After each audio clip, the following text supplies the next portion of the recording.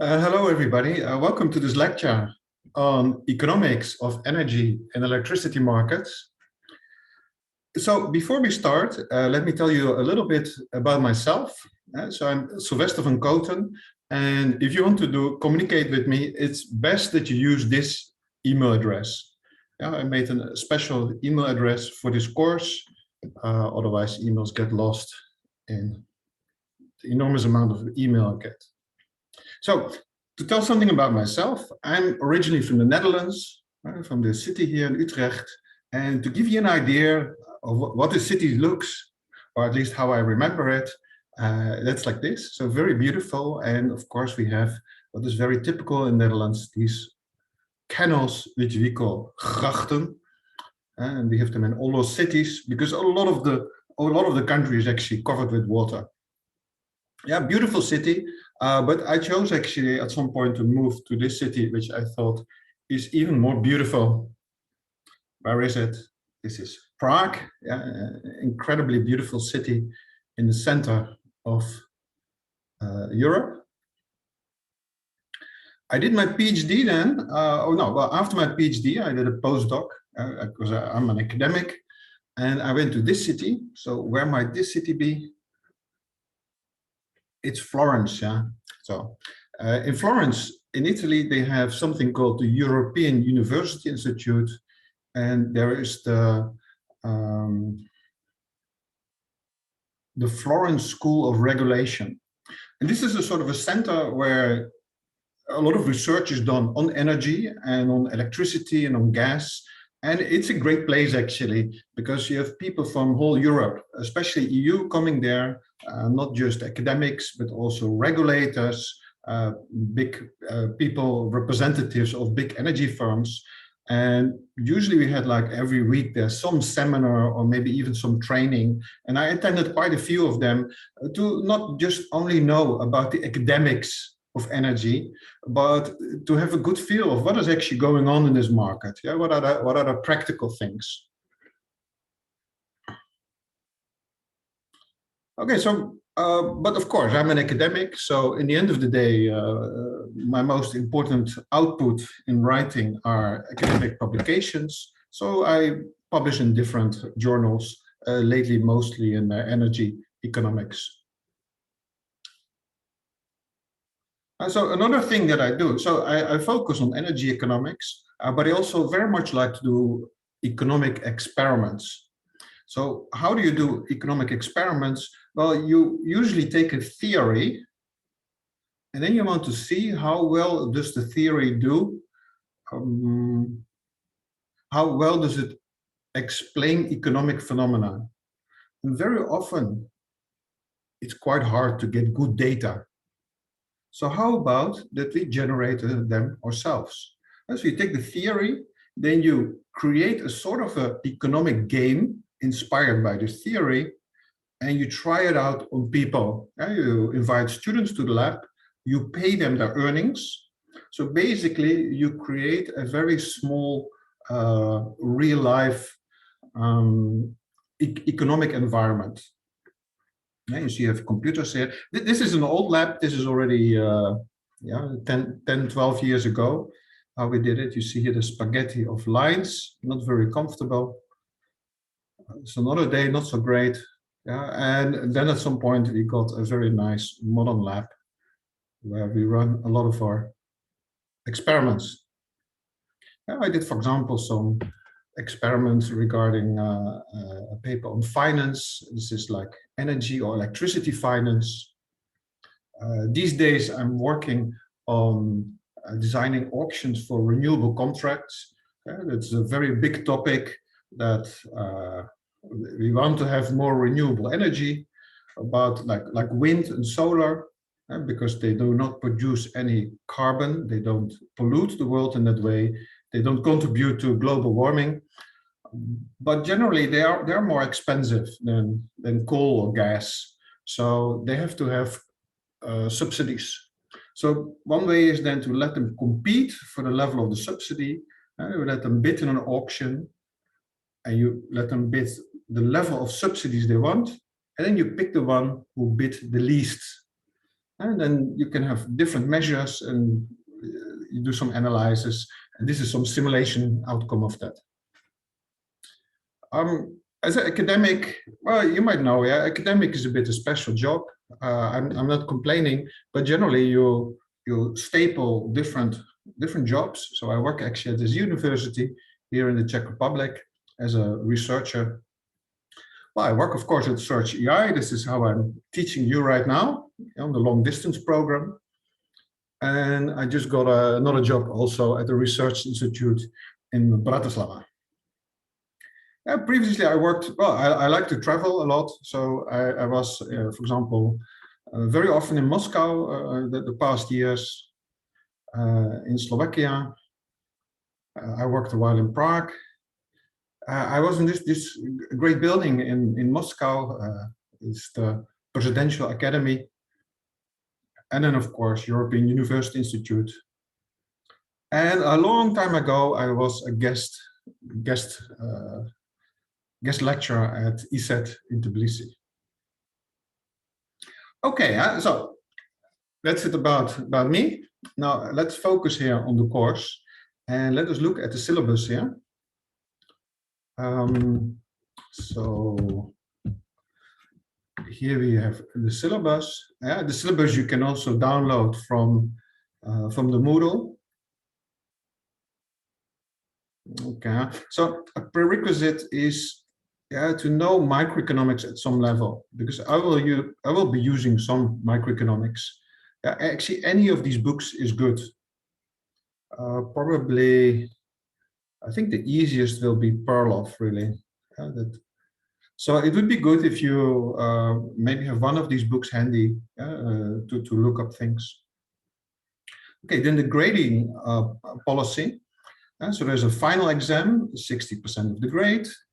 There are homeworks, 30% of the grade, and there are quizzes during the class. This is a sort of attendance, basically, which is 10%.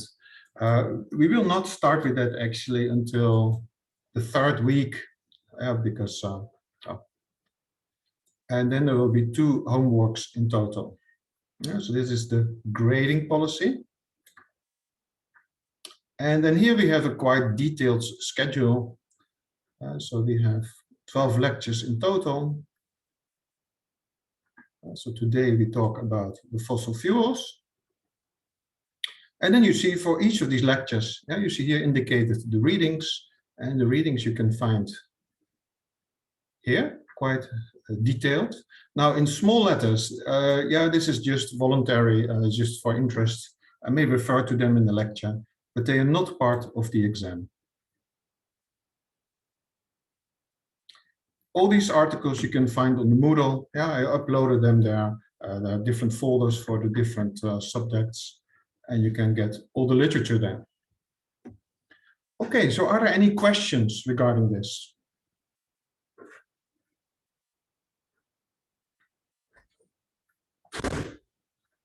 If you have any questions, do not hesitate to use the microphone or use the chat. Have a look at the chat.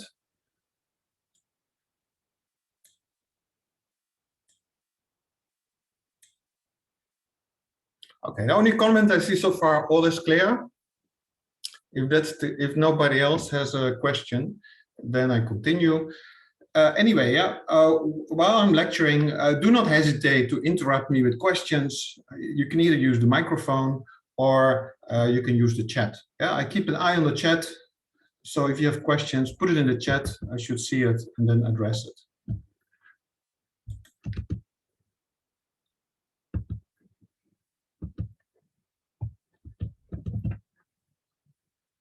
Okay, so all materials, they are all there. Questions, right?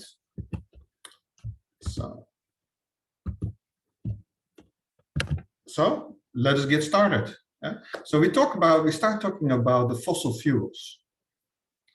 So a big part of this course is really electricity markets. The first 2 lectures we talk about fossil fuels as well. Because, well, why? Well, because electricity is not, it's not an energy source. Electricity is only an energy carrier. We need other things to create the energy, transfer it into electricity, and then we find out electricity is great. Yeah, it's a fantastic way to transport energy and to have very versatile, very diverse ways of using the energy. But we need to start with something. Yeah? And then it turns out that the fossil fuels are one of the big starters in this. Oil, gas, coal, wood. I actually should start the other way, yeah, because this is how the history is. Wood, coal, oil, gas, and then maybe we get nuclear and renewables. Now, the thing is that fossil fuels really changed the course of humanity. Yeah, we see actually the amount of people increasing quite slowly. This, I guess, yeah, increasing quite slowly. Then at the point where we get the Industrial Revolution and coal enters the scenery, we see the amount of people in the world just booming. If you think of it, there was always, of course, this tendency of population growth. And you have then Malthus, who in 1798 already says, well, yeah, the problem is food production has diminishing marginal returns. Yeah, so he thinks that food production is kind of linear, while population growth is exponential. So yeah, the amount of people will always be limited by the amount of food. People will live in hunger. Yeah, hunger and poverty. We actually have continuous mass starvation. Now, a very clever guy, but he was wrong. Yeah. So why was he so wrong? Because at that time, 1 billion, today 7 or maybe even 8 billion. Why was he so wrong? Well, we had, of course, the Green Revolution, technology to produce far more food from land than was possible before. So most students heard of the Green Revolution, but we also had the Brown Revolution. What is the Brown Revolution? It basically is the coming of fossil fuels. Because if you think of it, who gave the energy before we got the fossil fuels? It was animals. We see here horses pulling cars, but they were used in also kind of machinery. They were used for agriculture. And of course, these horses or mules or donkeys or elephants need to be fed. You need to grow food, give it to them. So basically, the economy was running on animal power and thus on biofuels. So the green economy already that we are thinking of today already existed. 150 years ago, we had a green economy. Biofuels were there, used through animals. So the Brown Revolution stops that and actually frees up lots of land to grow food for people instead for the animals. So we switch from having a lot of growing biofuels into growing food. And now we actually see a little bit of movement in the opposite direction. Because we want to green our energy system, we want actually to switch back, in a sense, to the old days and start growing biofuels again. Of course, you can already feel here that there is maybe some problem. And there is, it's not easy. Now, I'm talking about using animals for power, but there's actually one animal that we all know very well. We know all intimately. What am I talking about? I'm talking about the human. Here you see, this is Netherlands. This is my mother country. I'm not living there anymore. But if you go there, as I said, you have a lot of water, and very often you have these great paths next to the water, which is great, for walking, for cycling. And then you wonder, why do we have such great paths next to the water? Is that out of tourism? Well, it turns out no, because in the old days, some of these ships needed to be pulled. So here it's pulled by a horse, but here we see how it's pulled by the animal that we know the best, the human. And you think, oh, well, that's brutal. I mean, think of it, Netherlands, one of the richest country in the EU today. But if you go back 450 years, or even only 200 years, we see we used actually people to pull ships. Now these are two, well, thin but strong young men, but you can also use your grandmom for it, of course, or you can use children for it.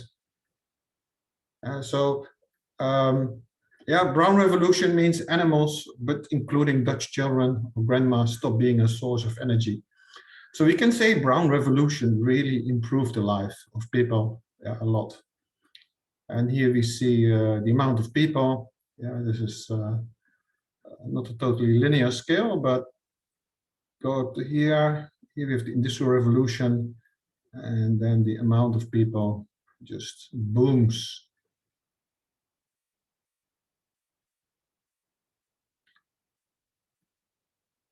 Okay, let's talk about oil. Yeah, so oil is, it's not, I should actually start to talk about coal, right? Coal is the first one, but oil is actually, so coal really changes things enormously. Why do I talk about oil? Well, oil has this really, I think the thing is, coal, it was the first and is therefore important, but this is probably the first one to go.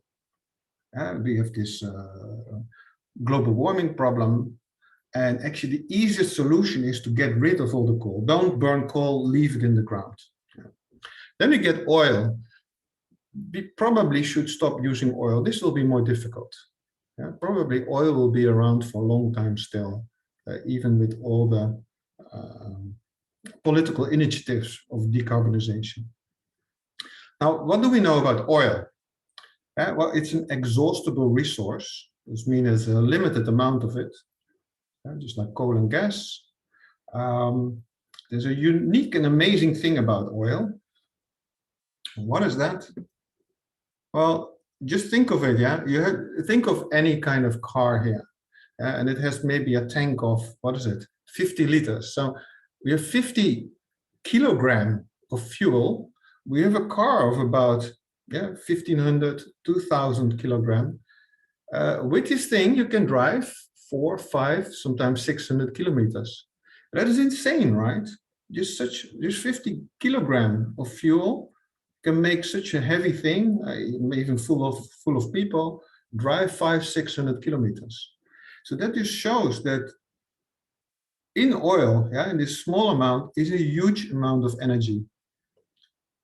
We call this energy density. So oil has a very high energy density.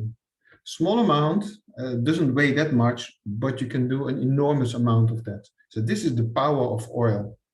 And it's coal or gas, they are not no equals to oil. So oil is insane in this perspective. Okay, let me ask you a question.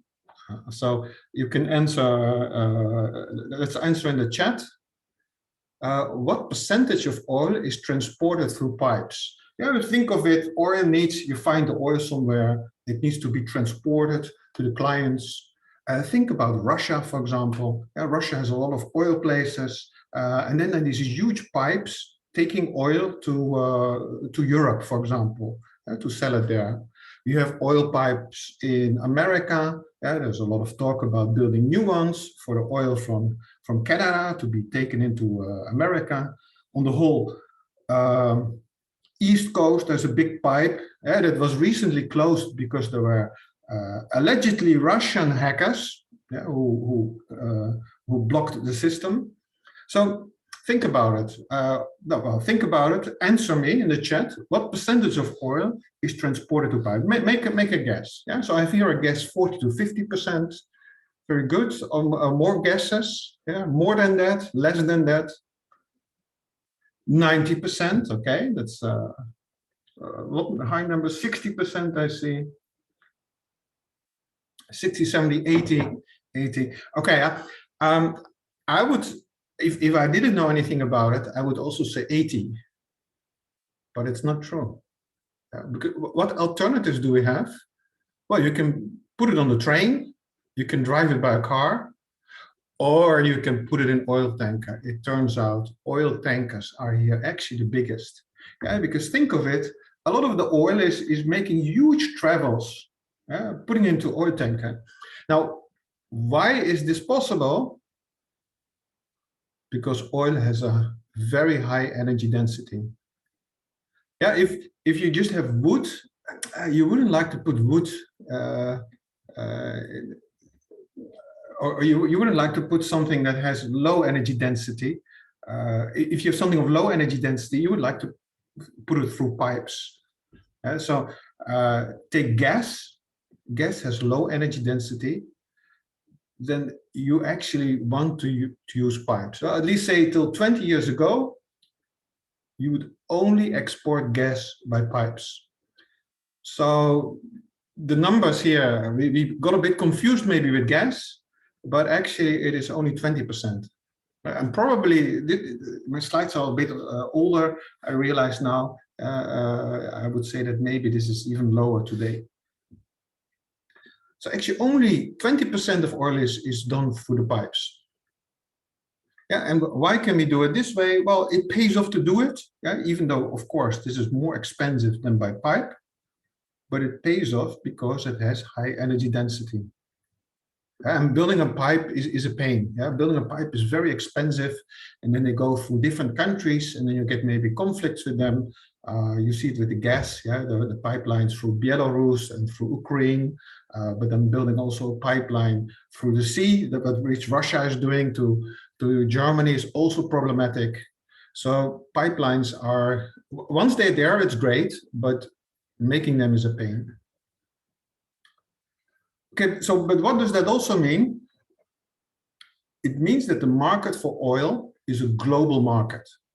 Yeah, you can just put it in a tanker, oil tanker, and you can go from Russia or from America to any place in the world. And that means that also the whole story about a lot of the economics or regulatory economics that we encounter, for example, by gas, it doesn't apply to oil. Because you have such a big, and these days actually the market is getting more and more competitive in oil. And so we have a global market for oil, and in this sense it's a normal commodity. We have asymmetric stocks. Yeah, most stocks of oil are in the Middle East and in Russia. And these days also more and more in America. And then of course you get some market power by these countries, market power issues. Like OPEC deciding, oh, we're going to produce less of oil, and then the price goes up, and and then the Western countries usually are angry and they suffer. So OPEC shouldn't keep, of course, an oligopoly or a cartel, so that's not so easy. The other thing is that access to oil, so oil is so great, so magical. Access to it is being deemed essential. And this leads to considerations of geopolitics. Now, I could talk about this a lot, but let me just take two examples from history. The first one is, of course, the Second World War. Yeah, we see that Germany actually had an agreement with Soviet Union. Now, why did Germany really attack the Soviet Union? Well, of course, they had a pact. They agreed actually to split Poland. And then the Soviet Union got also the Baltic states. We see here Stalin shaking the hand of von Ribbentrop, a high-placed Nazi.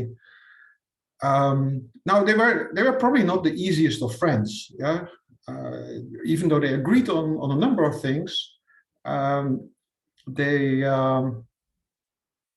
of the problems was that Germany needed in the war oil, and they were getting some oil from the Soviet Union, but they were apparently not getting enough of it. So one of the things that's happening is that Germany at some point decides to anyway have a surprise attack on the Soviet Union. And a very important goal of them is actually the oil in Romania. And so Romania is an early source of oil. Some in the early 20th century, they find oil in Romania. And the other one is, of course, you hardly see it here, Baku in Azerbaijan.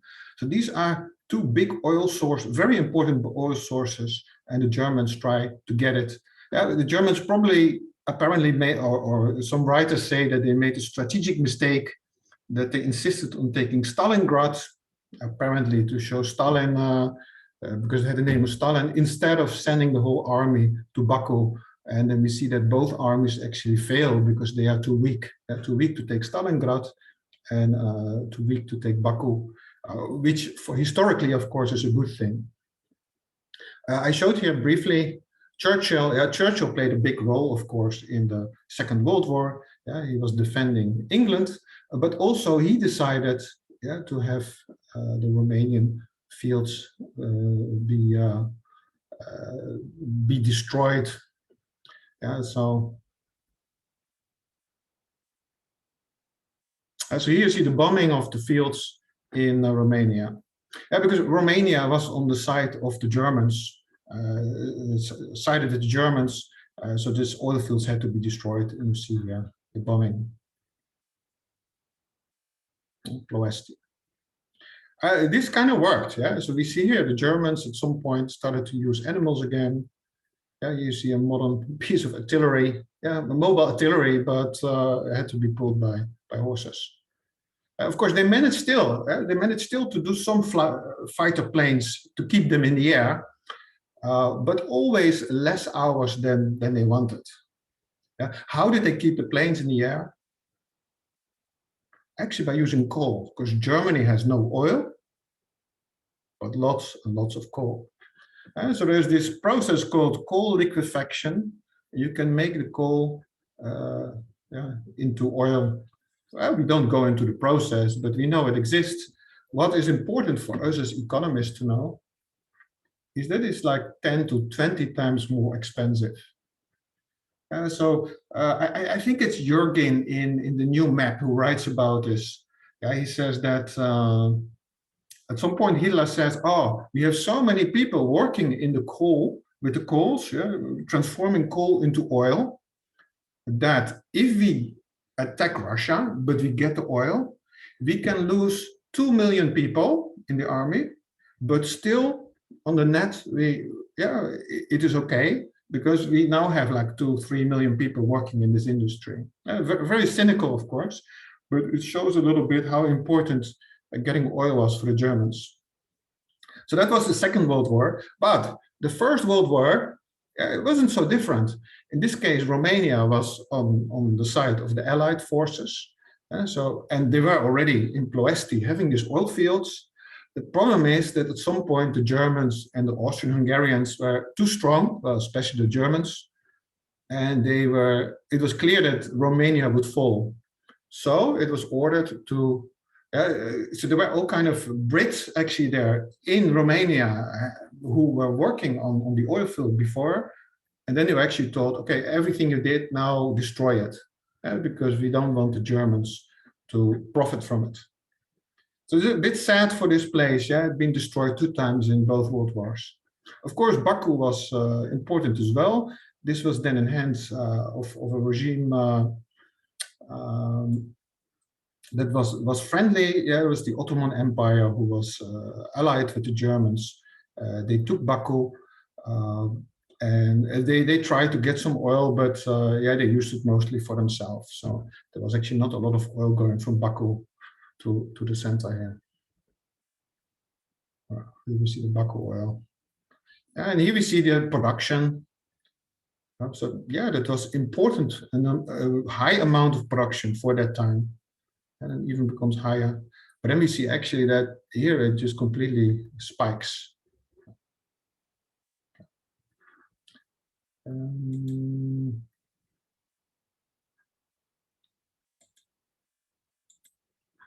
Okay, so in the Second World War, in the First World War, this man played an important role as well. Who is this young man? Anybody knows who is this young man? Very good, So I see one of you sees it's Churchill. Oh, right.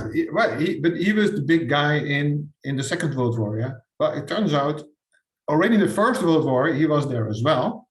And he was admiral of the Navy, and he made the important decision to change the whole Navy, the British Navy, from coal to oil. So here you see an oil ship, and here you see a coal ship. And the thing is that an oil ship yeah, you in a coal ship you need like 8 people to constantly putting coal into the fire. You need a huge amount of coal, so the ship is heavy. You have a number of people working there who are not military, and the ship is slower, so everything is better. So the navy of England in the First World War was much stronger in that sense than the German, and this played a critical role in winning from the Germans in the First World War.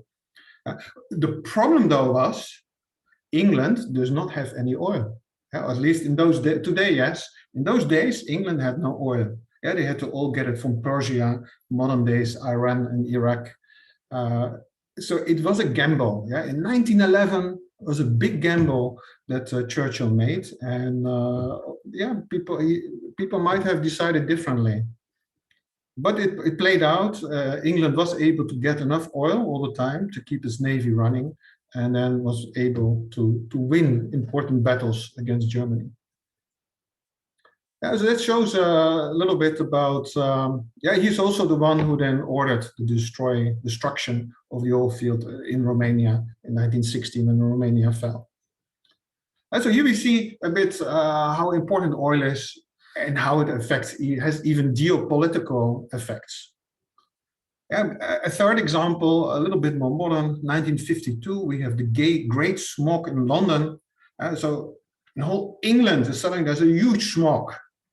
So what is happening? Why London has suddenly such a unprecedented smog?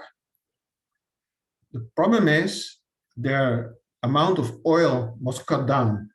The oil supply, and the thing that Churchill feared actually in 1911 happened in 1952. The amount of oil for England goes down, and all the electricity power stations have to run on coal. This is the main reason. As they all run on coal, and they create a great smog. Coal plants were, of course, even more polluting then than today. Today they have filters and all kind of technology. Now, why did England? Why didn't they have their oil? Well, it turned out, yeah, Iran, where the Brits were running their oil plants, decided to appropriate. Some people would say steal, but you can also call it nationalize the British oil concessions and industry in the country. So they just took it for them, and the Brits did not have easy access anymore to it.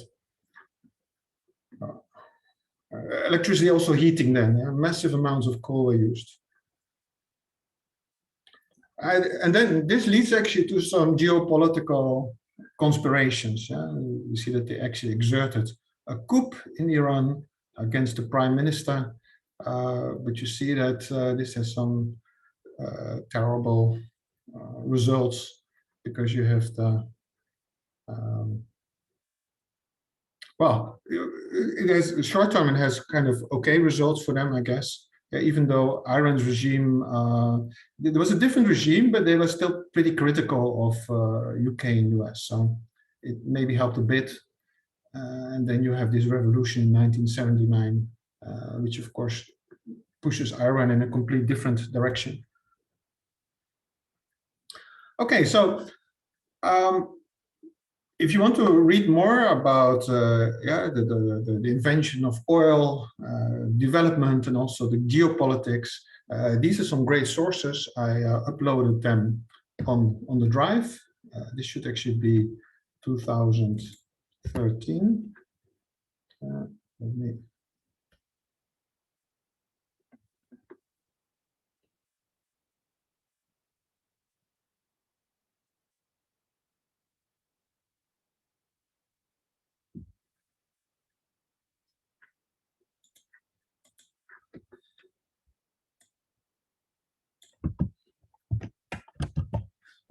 Okay, so these are some great resources. They are on the drive, so on the Moodle, you can find them there. Now let us think a little bit. Okay, so modern days oil, a barrel of oil. So we usually measure oil in barrels. Yeah, it's still from history, and a barrel is 159 liter. A ton of oil. If you talk about a ton of oil, you talk about 1,000 liters. So that's about 6 barrels. And then, okay, the question is here, yeah, what is the amount of oil that we consume these days? Well, yeah, to be a little bit imprecise, it's about 100 million barrels of oil a day. So that's an immense amount. It's a little bit less. It's like 96, I think. It should have been 100 today, but then we got COVID, and then you see that the demand for oil falls down to 92, and maybe today it's again up to 96, 97. But yeah, it's usually around 100 million barrels, a little bit below that. And so that's interesting. Then we have to think of, okay, what if all countries now suddenly stop producing oil? How long could we run? Does anybody of you have an idea? So how long could we run if they stop taking oil out of the ground?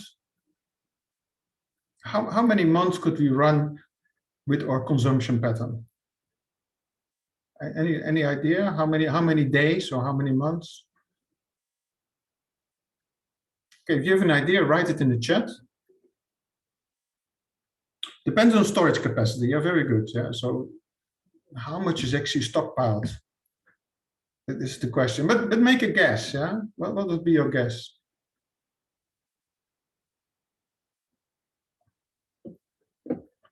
Okay, I see you have no idea, right? In India, it's some 20 days. Okay, yeah. So, well, how much is stockpiled? We have about 6 billion barrels stockpiled. So how long can you run? Well, about 60 days. So the world as a whole, so India obviously has a reserve of 20 days, but the world could run on the stock 60 days. That's actually very short, right? It's very short. And that actually explains for a part why oil price can jump up and down so much. Because demand can suddenly boom. A country can do a lot better suddenly and start to consume much more oil. And then we see that, the reserves are very small. The reserves immediately become less. And then, of course, in some fields, they have to start digging up the oil quicker. And this takes some time. And then we have that the price can go very high. The opposite as well. COVID strikes. People start consuming less oil. And we see, the stocks of oil become bigger. And actually, there's a limited amount of room for stocking. So at some point, it's full. And what are you going to do with the oil? And then you see the price fall. And in some cases in America, we saw in some locations negative prices. There's too much oil, and people are like, what am I going to do with this oil? Please take it from me. I'll give you money just to take it away from me. Well, so that this is possible. A negative price for oil, because the prices can jump up and down so much. Now, what are these stocks? Usually this is something we call line pack with gas, but basically the stock of oil, it can be, of course, a container on the land, but most of it is actually in the big ships. The big ships are going from A to B. While they are on their way, they are actually like a storage space, a movable storage space. This is where the oil is. Okay, let's think a little bit old oil and new oil. Okay, new oil. Who is the largest oil producer in the world from 2008? So for the last 3 years, which country in the world is the largest oil producer? Okay, I have a look at the chat. So give me your guess. Well, I drink some coffee.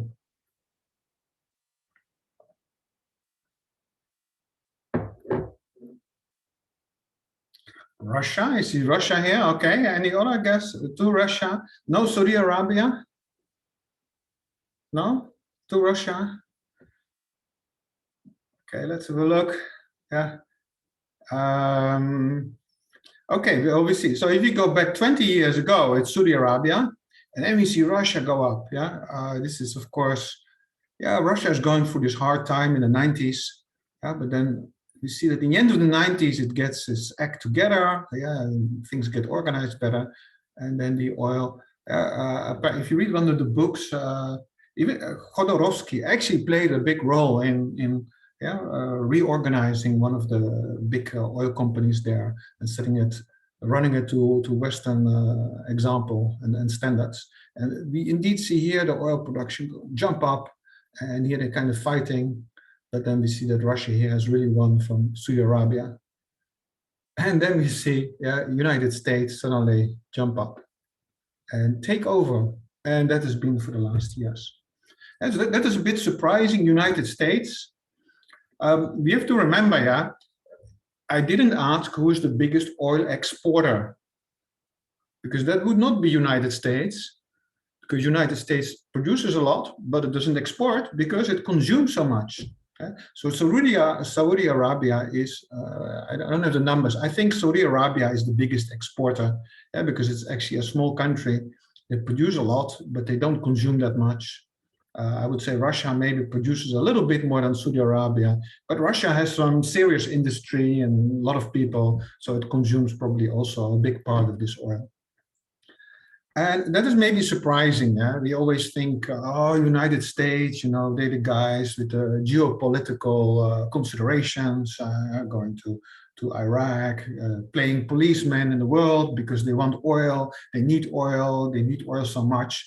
And so we think maybe of United States so much as an oil importing country that we maybe forget that the really original gangster of oil is the United States.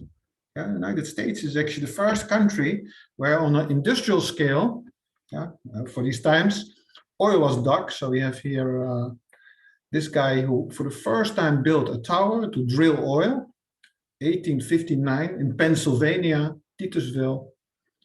And then you see, okay, now we jump forward, 1930. It's not just Pennsylvania. It turns out there's oil everywhere in America. California, Texas. So this is Signal Hill oil field, very well known, 1930, here, 1931. So you see, it's not totally economic how they do it. They have all these small drill towers. It's all private entrepreneurs basically who are drilling the oil, wildcatters. So it's very inefficient, of course, to address an oil belt, but this is the way it was done in the United States in these early days. And a few years later, it looks like trees, but it's all, it's insane, it's all drilling towers. Today, Signal Hill looks a little bit better. Beautiful, beautiful houses. We see Americans, they have money, car, beautiful house. We still see a little tower here. It's a bit more modern, not so ugly. But in those days, big parts of America didn't look so beautiful. So this is the beach with here all the towers in the background. Or California, the famous Venice Beach looked like that. Today looks like this. So that's a lot better. So we see here, you remember, America is this old oil country, which was one of the first, and then we see later the oil being found in other places as well. Okay, let us look for a moment at the basics of oil extraction. So where do we get the oil from? Well, basically it's organic matter that has been there for a long time. It's been pressed under high pressure, but it wasn't able to burn. There was no oxygen. And then after thousands, 100,000 of years, I don't have the time schedule right in my hand, but a long time, we have oil being formed, and usually oil then wants to move upward. So basically, actually, all countries have oil or had oil at some point. It's just that the oil goes up, it comes to the surface, and it evaporates. So the countries that are lucky to have a lot of oil, what they have is they had an impermeable rock layer here. This is what you need. All countries started with oil, but the ones who kept it were the ones with a special layer. So this actually traps the oil, and then it stays there for thousands and thousands of years. Humans find out about oil, and now they can use it. So this is the idea. Yeah, we drill. We need to drill usually. In the beginning, oil just came out of places, and they just used a cup to take it out, or it was even floating on the river. But of course, today we need to drill. Also, we want big amounts. So we built these towers on it. We have a drill here. And the drill goes through the earth. On top of it, you have usually a blowout preventer to prevent that it starts gushing, that the oil starts gushing out, it would pollute the whole area. And it's, of course, also a waste. It also prevents possible gas that's there to just escape and create an explosion danger. Yeah, and then once you've drilled it, you have these kind of equipment on the earth to take out the oil. The ease of extraction, well, you want actually rocks that are highly permeable. Yeah, it's like rocks that is not totally tight, but it has all kind of holes in it. And the best is if these holes are also connected. And then you have high porosity. So then the oil can very easily flow from one to the other. Now, once you have the oil, it's raw oil. The oil is different from where you get it. Nigerian oil is different from Russian oil, is different from Texas oil, for example. But what you need to do is then you fracture it, because oil is a mix, yeah, of very different kind of oils. And in a refinery, you can get all these different amounts out. So you have a distillation tower. So the lightest ones you get here, like gasoline vapors. Yeah, so this is it's more like a gas-like compound. Here you get the naphtha. This is what we run in cars mostly. And then we get kerosene, slightly heavier, diesel, more heavy. And you see, the more we go down, the more heavier it goes. And here actually we get asphalt base. Yeah? So this is the stuff, roads, motorways are made of from asphalt. It's also an oil product. And then you have industrial fuel. Yeah, this bunker fuel, it's called. This is the fuel that is often used for ships these days. It's very much like asphalt, and it's even hard. You need to warm it up, and then it's like asphalt. It starts to melt, and then you can burn it. You can imagine that this is very, very, very dirty stuff. Most countries, you're not allowed to burn this on the land. Therefore, they are like, oh, but on a ship, on the sea, nobody's complaining. So this is why we do it. Laws are changing a little. Yeah, so I know that in some EU places, you are not allowed to come with a ship anymore that is burning this industrial bunker fuel. Then usually instead they use either diesel fuel, or they even use some gas. Okay, let me stop here for a moment. Yeah, are there any questions up to this point? So let us recapture. What did I discuss? We talked about oil, right? What is so great about oil? Energy density. It's very dense. Okay. Why is it important for economists? Well, it means that it's a very valuable commodity.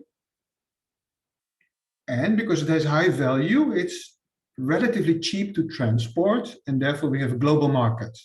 And that makes it a little bit more of a normal good, right? But it's so great that access to it is essential, and then we have geopolitics, and I gave some examples from World War II, World War I, and then the big smoke in London, right? Then we talked a little bit about the history. We saw that America is the historical country for oil. Yeah, you have these nice pictures of all these old digging towers on the land, even on the beach. Okay, and then we talk about how oil actually consists of different compounds.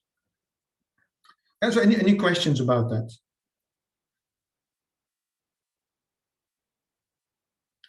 Okay, now, okay, I see one question. What would happen to the road production and construction if we stop producing oil? Or are there any substitutes to asphalt? Oh, wow, this is a great question. I don't know. Yeah, I don't know. I should somehow, let me write this down, because it's actually an interesting question. And so substitute asphalt. Okay, any other questions? Yeah, so I come back to this, but I have to look this up. Yeah, asphalt can be reused from old roads. I read one article where they used solar panels as a road. Yeah, they were like, oh, the road is going to produce electricity.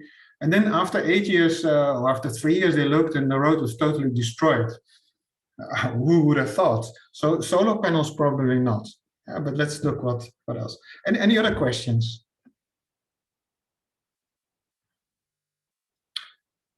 Okay, if there are no other questions, yeah, but I keep my eyes on the chat. So if you have questions, anything regarding what we talked to so far, just ask the question. Put it in the chat. Now, an important question, of course, becomes, how is it with reserves? If oil is so important for us, we can imagine then it becomes very important for us to have enough oil. So if you have the oil reserves, what do you think? If we keep consuming 100 million barrels a day, forget about decarbonization for a moment.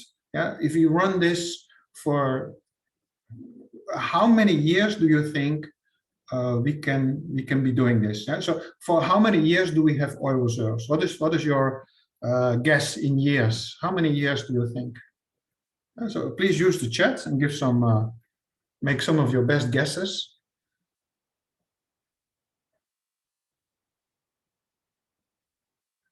50 years, 30 years, I see here.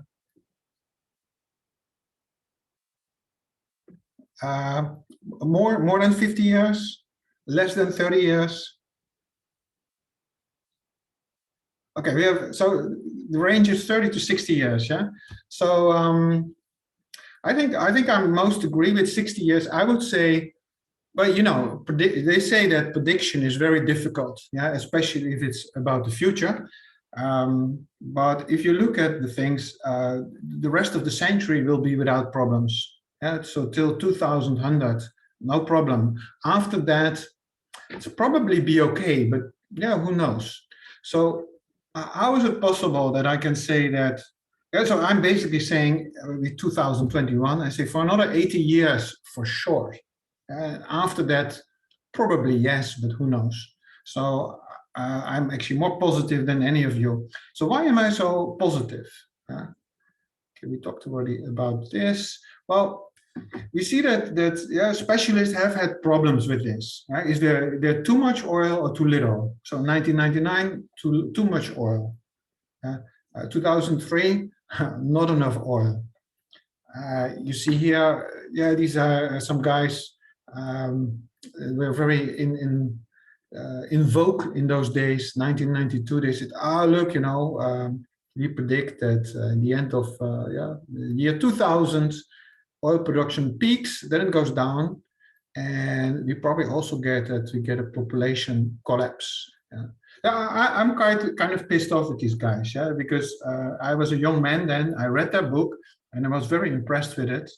And yeah, I had a lot of ideas of that. And then I look back and I see it's totally wrong what they did. Yeah, totally wrong. So, and before that, they made already a report that I also read, like a very young man, maybe more like a teenager or something. And yeah, they predicted that the oil ends, I don't know, 1995, and then in the next report it's later.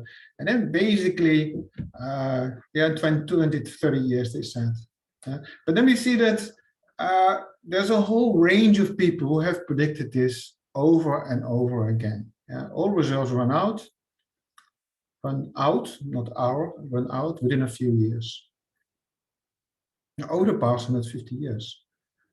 Well, let's look at one example. Kern River oil field discovered in 1899. They said, okay, in 1942, 278 million barrels. Yeah, they took out. They estimated still 54 million. Then, over the years, the 40 years, they take out 736 million instead of the 54. They estimate another 970. What? Yeah, they take out more than was estimated and then estimate that there's even still more there. We see that 2007 reached 2 billion barrels, and I don't know what it is today, but probably it's still running. So how is this possible? Well, let's be clear. Yeah, there's a limited amount of oil in the earth, of course. Even though it's a natural process, this process takes 100,000 years. So basically, we don't have time to wait for that. So we can say that there is a limited amount. And we say that there is probably about 8 to 9 trillion barrels. What we call reserves is, though, a small part of that, because we define reserves as the oil that can easily be extracted for the present level of price. So, but then you see, easily extracted, well, that depends on the technology. Technology develops. So then it becomes, more and more places become easy to extract. And on the price, but if the price is higher, you can use more advanced technologies. And so we see that the reserve terminology really depends on the time. It really depends when you ask it, because a few years later we may have new technology and then the reserve has actually increased. So what is economically recoverable is about 35% of the total amount of the original oil in place. Today's technology, today's oil price. And we see, if we look over history, we indeed see how this changes. You see that, okay, technology improves and some new places are found, and we see actually that the proven reserve is increasing.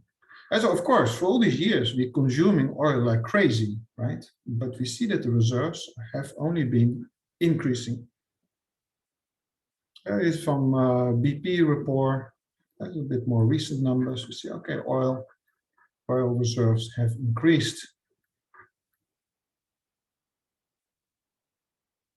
Of course, oil reserves will not keep increasing forever, but they will keep increasing for the coming decades. Why is that? New techniques for oil fields. And let us think here a little bit about recovery rates. So think of it, if you have a bottle of Coca-Cola, you are drinking all the Coca-Cola, and maybe 1 or 2 drops stay in it, or 3. How much would stay in the bottle? Maybe 0.5%. So I could say that from a bottle of Coca-Cola that I drink, my recovery rate is like 99.5%. The 0.5% are the few drops that stay in there. How is this with oil? With oil, it's slightly different. You have the oil in a field, you know how much it is, so you have a good estimate of it. What percentage do you think is usual of the oil to take out of the field? Is it like the Coca-Cola bottle, 99.5, or is it something miserable, like 1%? What do you think? So please give me your estimate in the chat. What percentage of oil is taken out of an oil field? I see, okay, here, around 40%. 40% is one estimate. Okay, anybody else? More or less than that? Does 40%, does that sound like a lot or like a little? Seems like terrible to leave like 60% in. Okay, I see other people here are even less positive, 25%. Okay, unfortunately, I have to agree with the 25%. So it depends a bit where we look, of course. So if you look at Norway, USA, or Canada, we look at 35%. So very close to the 40%, but a little bit less. But now it turns out these countries are the technologically most advanced ones. So if we look at Russia, Iran, Iraq, Venezuela, Kuwait, we talk about 15 to 20%. So the biggest amount of oil actually stays in the field. But now imagine that the technology of Norway, USA, and Canada is being exported to these countries, is sold to these countries, and they manage to increase their recovery rate from this miserable 15 to 20% to 35%. You see that kind of doubles the amount of oil that we have available. Doubling of the recovery rate, double the amount of oil. And this is a process that is ongoing.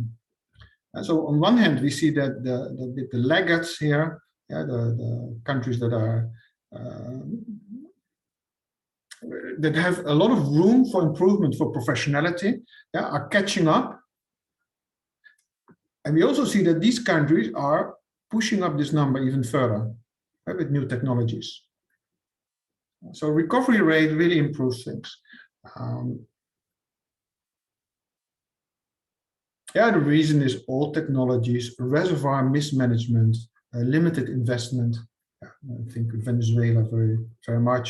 Iran, thanks to the sanctions. Iraq, because it's in a sense a broken country. Russia could also use more investment. Okay, so we have these technological advances, injecting steam, building a horizontal well, drilling horizontally, hydraulic fracturing. So it's not a super new technology, but actually the way we have it today, that's not so long around.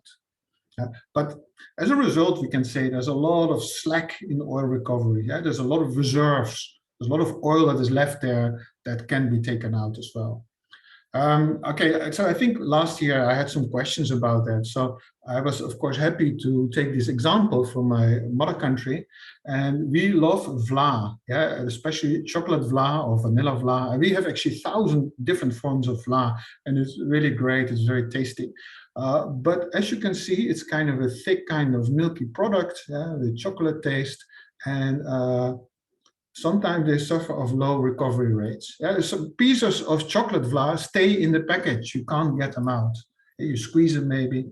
Now, the Dutch have this advanced technology, and that is this thing here. We call it a flessenlicker. And as you can see, it has this thing that you can go into the package or even in a bottle, and then scrape out the last bits. And Netherlands is a very rich country, but the Dutch people are known to be very tight-fisted. So it can also increase the recovery rate of peanut butter just to get the last bits out of it. So we can use the term recovery rate, not just to oil, but to many things like the Coca-Cola bottle or the vla or the pindakaas, peanut butter. You can even buy it. I live in Czech Republic, so I don't have one now, but of course my mother has one. Okay, so the recovery rates. So that was one reason why we get much more oil. But there are more reasons. We have new types of oil, which we call unconventional oil. We have like the tar sands, oil sands, or we also call them bituminous sands, because it's this is not oil. This is sort of still one stage before it's oil, but you have like 2 trillion barrels of it in Canada. Lots and lots of it. We have oil shale, this sort of these rocks. Also some step before it's oil really, but not bituminous, but it's slightly different. It turns out we might have incredible amount of Carrigan shale. And then we have also shale oil. You see that these terms are very much like, it's not the same thing. Shale oil is light or tight oil. It's a bit like shale gas, if you heard of the shale gas revolution, where you're drilling the rock to get extra gas out. So America is here very strong in. But then at some point they decided to try the same technologies for oil. And we're talking about early 2000 then. Shale gas started already in the 90s, but became big in 2000. Then you have shale oil starting somewhere around 2000, the first one, and then becoming really big somewhere around 2012, 13. It's very recent development. So here we see the bituminous salt. Lots of it is in Canada. The oil sands, they call it. Also, very, very polluting. The CO2 emissions are huge. They're like 50% bigger than normal oil. Oil shale, yeah, this kind of piece of rock. The oil itself is unconventional because it's like a rock. Shale oil, yeah, just switching these words. Well, the oil is actually conventional. Yeah, it's normal oil. Once you have it, you can process it like any kind of oil. Yeah, not like the kerosene that has to be specially treated. But it is in an unconventional location. It's in this tight rock. It's also called tight oil, and it needs to be hydraulically fractured. So what is happening then? Yeah, usually you have, so if you have conventional oil, it's a bit like you stick a straw into a cup of lemonade or water and you suck it out, more or less, conventional oil. But then we have this oil, like tight sand oil. Yeah, you need to drill into it. Or you may have this shale. So this is also tight. This is tight oil, shale oil. You need to drill into it. And if you drill in here, yeah, you would get just the oil exactly here. Why? Well, because the oil here doesn't stream there automatically, because the rock is very tight. It keeps the oil captured. And with conventional oil, it's like in a glass of water. The straw, okay, you take out everything. So what do you have to do here? You have to keep drilling, drilling, and you need to frack here. You need to crack the shale to have the oil stream into the pipe, and then it goes up. And so it's a little bit more work, but as we have seen in America, they can actually do it for against quite reasonable costs. Here you see another picture of it. This is for gas, but it's exactly the same for gas as for oil. Basically, they put water under high pressure into it. This is some pipe with little holes in it. The water comes out and it cracks this rock. And this water also has a little bit of sand. So you get these very fine cracks in it, but there's pieces of sand in it, keeping it open and allowing the oil or the gas to stream into the pipe and go up. You can imagine this is actually very interesting, because often if you open an oil well, yeah, it's like in Saudi Arabia or some places in Russia, you have like the glass of water. You put a lot of effort in building the drilling equipment, but once you're there, sucking out the oil is almost for free. Yeah, it costs almost nothing. So usually once you open it, big costs have been done, then you just start sucking out the oil as quick as possible. But here it's different. Here you have to work to get the oil out.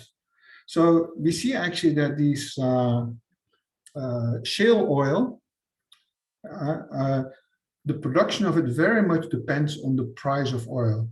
If the price of oil goes down, then they say, oh, we stop the work.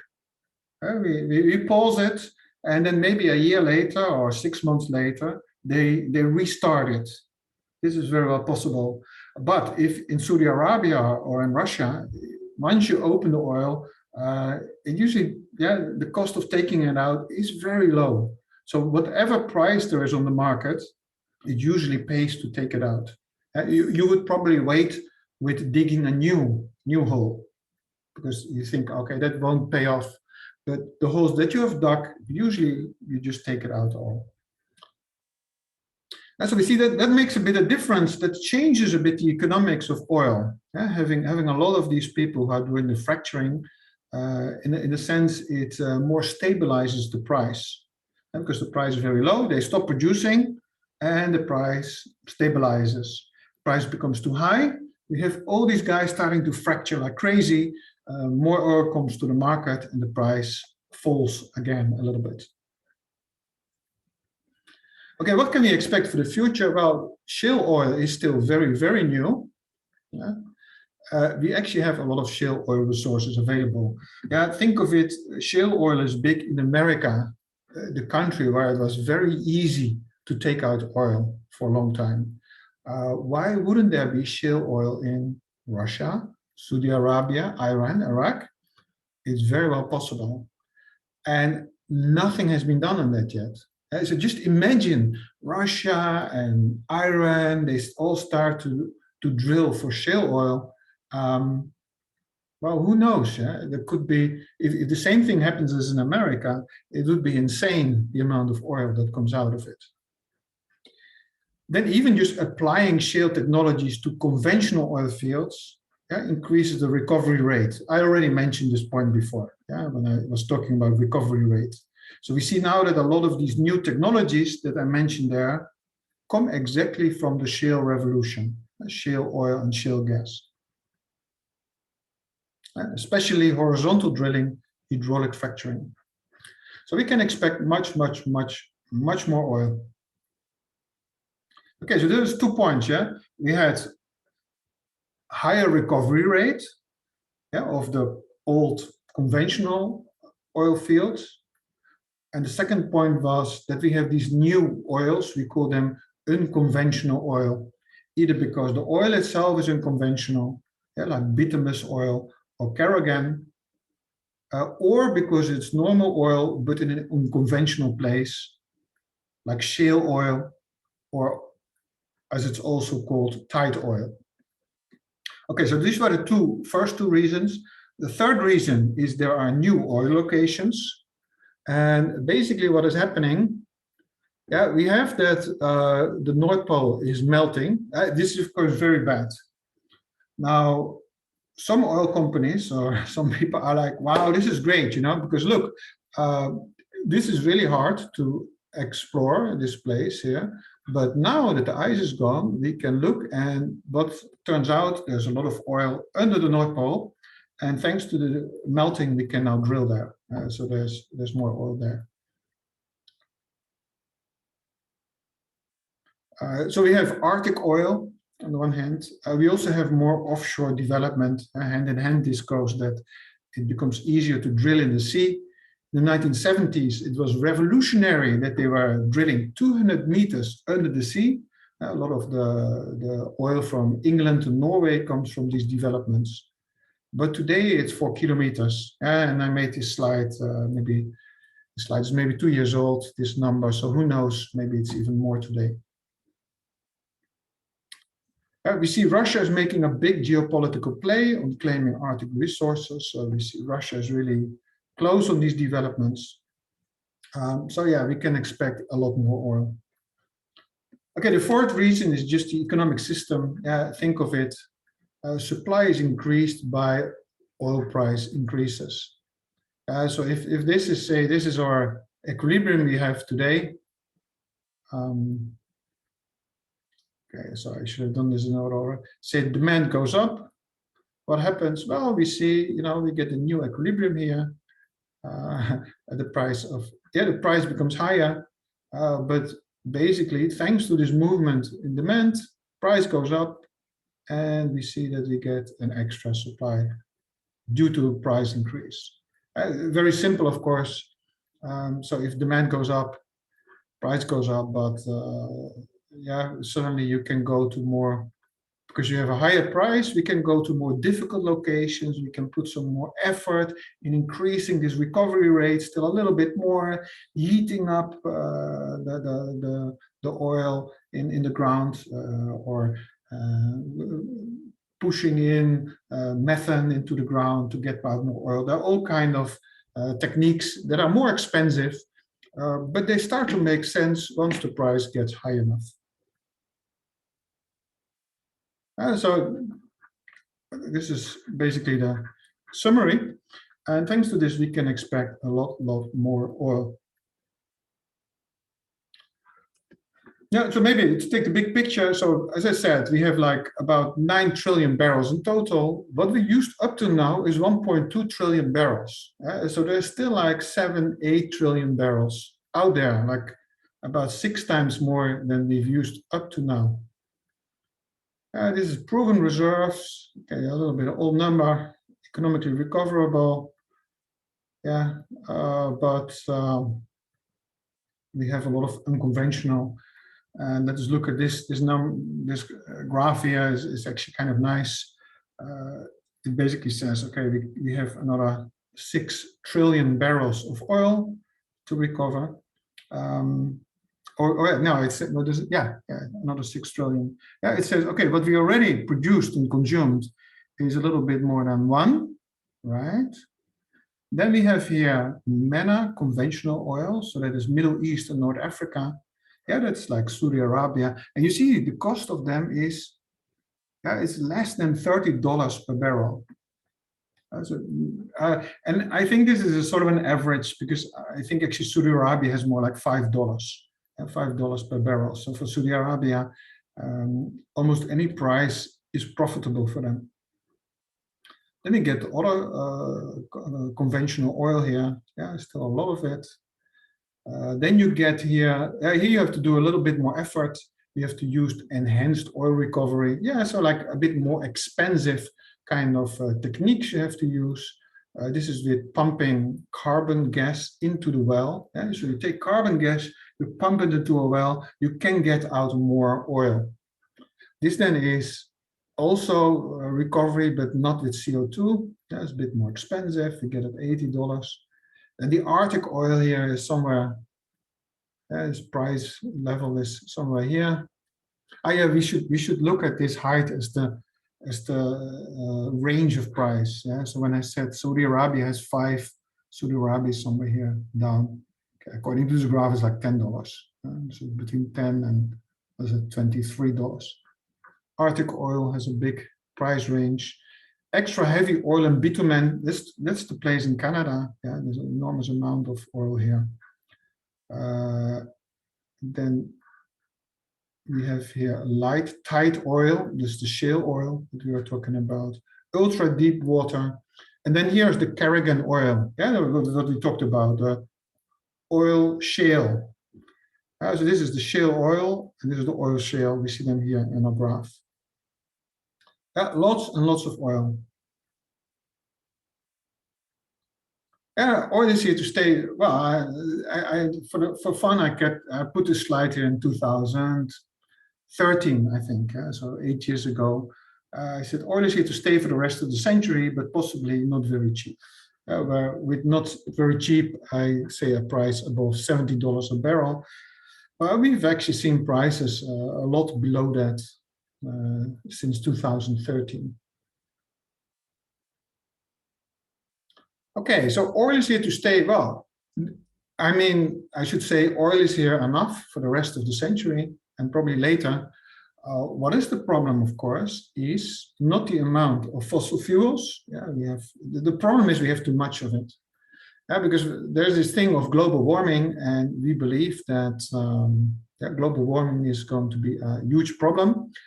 Basically, we already see today that today we are already 1 degree above average. Okay, I see a question. Will the global community put pressure on Russia to not expand at Arctic? Right. Yeah. Arctic and Russia and pressure. That's a very good question. Yeah, I will look into this more because I don't know that much about it. Pressuring Russia can be difficult in general, politically very difficult. When it comes to their business, it is possible. Yeah, you see that Russia actually has adapted itself to a great extent to the European laws on competition, and to an extent that actually surprised me. So it's a bit difficult to say, but I just wrote it down. I have a look at it to see what's going on there. It's a very good question, yeah, because it is of course terrible to have this vulnerable region further destroyed. Okay, any other questions? So anyway, we are already 1 degree above average. If you look at models, then this is actually welfare improving. You could say that for optimal welfare, if you count every dollar everywhere the same, caveat, the world was a little bit too cold. So maybe today we should be, according to the model, we should be close to optimal. We're probably already a little bit over 1 degree, model 1.1 or something. Another question, Europe is trying to implement renewable energy regime by 2030. What impacts can be expected on the oil economies? Okay, let's keep this question in mind because I'm talking exactly about that. And so what do we have to do? We are here in 2021 now. Yeah, if we want to go on, so this is the historical development. Pre-COVID projections were that we would go like this. Post-COVID projection, well, yeah, this whole COVID discussion, I mean, it's interesting, of course, but long-term, it makes no difference. Yeah, you just see that, okay, this graph has been shoved for a year to the right, and that's all. And they're even coming closer to each other. So without any business as usual would show an enormous increase in emissions. But of course, this is not just oil, this is also gas and coal. What we need to do is we need to go down, we need to keep it for sure under the 2 degrees, but even better would be to have a high probability to keep it under 1.5 degrees. So on this trajectory, we have a 66% probability that we stay under the 1.5 degrees, according to the models. But you see, this is very, very steep. Yeah, you see that the fall we had here, thanks to COVID, yeah, that's actually kind of good. If we would continue that, it would even be a little bit steeper than that. So we don't need to be that steep. But yeah, but of course that's impossible. If you look at, we went down in emission of CO2, but the costs were huge. If you look at the cost and you calculate it, we look at the cost of COVID, and we look at the amount of CO2 that has been reduced, and we divide the amount of CO2 by the cost, we get, right? We divide the cost by the amount of CO2 we reduced, and we would get the cost per ton of CO2 reduction, abatement we call it. So the abatement of CO2 thanks to COVID. BP has done that, and they come at a cost of €1,200 per ton of CO2, almost $1,500 per ton of CO2. Well, the estimate is that a ton of CO2 has a global warming damage of around between $30 and $100. So paying $1,500 for something that may give a damage maximally of $100 is not efficient. So COVID was not an efficient measure to lower CO2. Yeah, it was effective, but very expensive, not economic, not efficient. Okay, so we have a problem. The problem is actually too much oil, and this is actually only getting worse because one, everybody is getting richer in 2040. At least the predictions are we have growth. We see OECD will get richer. China will get a lot richer. India less than China, but will be more than double per capita. And actually, this is the same everywhere. Also, we see the urbanization ratio goes up everywhere. So people move to the cities. They're doing it now. They will do it even more in the future. So the people are massed in cities. Energy demand will increase according to them. It will not decrease as maybe we would like, but it will increase. And we see that maybe OECD, so these rich countries, Europe, America, they will actually slightly fall in demand, but you see still quite a considerable demand, but all the rest will grow. They say that energy efficiency measure will help somewhat. Without energy efficiency measures, it will go up like here. Now it's here. Well, yeah, who knows? I think they just drew this like that just to still have a positive message. So we see a little bit divergent narratives. You see like these companies here, what they predict, and their share prices on the market. This narrative actually says, well, look, we need energy, we keep pumping out. And we keep pumping out oil and gas, and this is the good scenario. In the bad scenario, there would also be coal. And we see that China is still building, I think, one coal plant every second week. Before it was one every week, and now it's only second week. So there's some improvement, but yeah, they keep on pumping out. So now I can come to the question here, of Mr. Al-Tuwala Shah. Europe is trying to implement renewable energy regime by 2030. Well, they are working on it already longer. Yeah, in 2020 we had a target of 20% below 1995 levels, and we managed that. We just managed that, and actually thanks to COVID, yeah, that pushed the emissions down a little bit more. We exactly had this target. For 2030, we don't want to be minus 20%. But minus 55%. Yeah? So another 10 years, we would go down with another 35%. Maybe it's possible, but what can I say? These are interesting times. What you would expect is that oil is one of the last ones to go, I think, because coal, we can do without coal. Yeah? We just stop using coal. You can use gas, for example. You have renewables. Renewables have problems. We will touch upon that in the later lectures.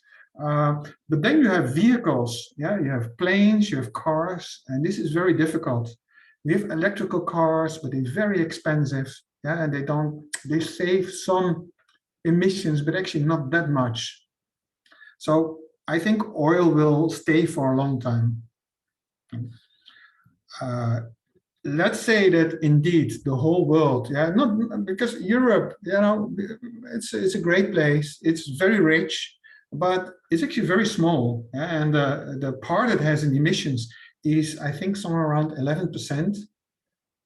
So America and Europe become less and less important here, and more important are actually China and India are hugely important. China is a huge polluter now. Of course, producing a lot of these goods for Europe and America, so it's clear that I cannot just blame China for that, but we have to blame OECD countries like Europe and America as well. India has a lot of space to grow. Yeah, we think India could grow like China, but then it would probably use the same amount of energy like China, and that would be huge. Will they also stop using oil? If not, then what Europe does is not important at all. So Europe tries to do something, and in a sense, it's an example project, and we hope we can persuade the rest of the world to follow us. But if they don't, then, because Europe is just very small and actually has small emissions. Okay, so then we come to the caveats. Let me see, we in the last 2 minutes, what I would talk here about, I talk a little bit, so I do this next, I do this on Friday, right? I talk a bit about Václav Smil, this great researcher. You see, this is me, I'm talking to him, I'm very happy. And we talk about that a bit more, but we don't have time for that now. So let's use these last 2 minutes to see if there are any more questions. And I see a question here. The developing countries will require finance. They have objectives of development. Who will finance this? This is a very good question. So the rich countries have promised to give money to the developing countries for this. And we hope they will really give it, and we hope they promise more. Fingers crossed. They definitely give something, but usually when they promise to give money, they only give a part of it, of the promises. This also, by the way, would be fair. Why? Well, if you look, I follow some of these climate experts in their prognosis, and what they show actually is that climate change, up to 3, 4, 5 degrees Celsius may actually be positive for the richer countries, but will be negative for the poorer countries. And then if you would say a dollar is worth as much in India as it is in America, then the effect on welfare is very small. Yeah, it's at some point it becomes it stays positive maybe to 3 degrees, then it becomes slightly negative. But then if you take into account that the dollar in India goes much further than in America, so you wait for the expenses, then the welfare effect becomes very negative. This shows that the biggest hit of global warming is going to be in countries that are now poorer or developing, and countries that are mostly hot already. So mostly developing countries. So it makes actually sense that the richer countries give money to them to develop. There's not so much happening. We see that China actually sometimes steps in this path and does financing, but China very often gives financing for new coal plants, something we would not like. Okay, any other questions?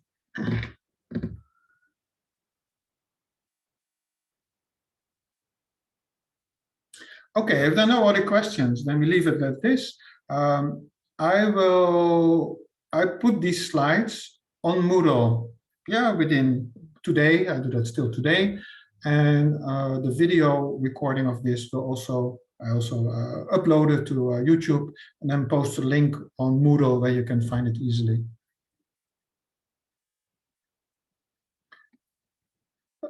Okay, great. It was great teaching you guys. I very much liked how you were using the chat, to give your guesses and to ask questions.